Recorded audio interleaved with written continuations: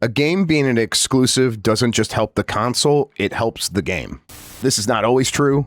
Obviously, it's a case-by-case basis thing, but generally speaking, I think it is a two-way street. Let's go over the background here real quick. PlayStation reportedly stepping back away from having its big first-party single-player games go from the PS5 or PS4 over to PC. The word is, and I think this is all but confirmed, that Ghost of Yotei and Saros will not do the recent jump that other games have done where they come out on PlayStation and then a few years later you could play them on PC. And we have some numbers that are floating around now. The Game Business, which is an excellent podcast, it tracked down the first month sales numbers for many of Sony's big first-party releases on Steam. Now, in many cases, these games came to Steam years after their PlayStation release, so you always have to keep that in mind. But in general, you get the sense that PlayStation wished that these numbers were larger. What were those numbers? Ghost of Tsushima, 710,000 copies sold in the first month on Steam. God of War Ragnarok, 300,000. Marvel's Spider-Man 2, only 260,000. And Horizon Forbidden West, only 230,000. And so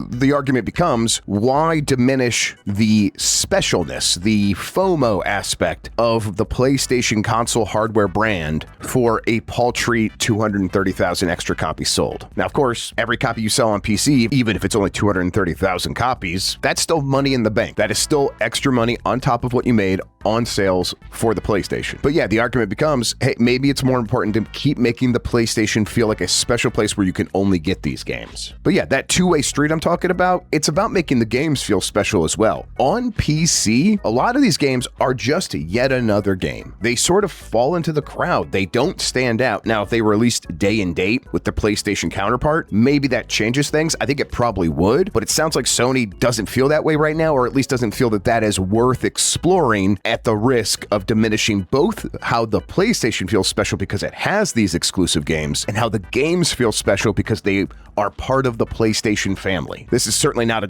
Sony-only problem. I think a lot of Nintendo games would feel a lot less special if they were just part of the PC gaming crowd. But Nintendo's not messed around with that, so we don't really know. But of course, this is just the way the wind is blowing in this moment. Everyone's sort of like, hey, we should go back to exclusives. When they do that, and that doesn't really change their fate, or they sort of squeeze that for all the extra money they can get out of it, some new executive will come along and say, hey, why don't we put these games out on PC again?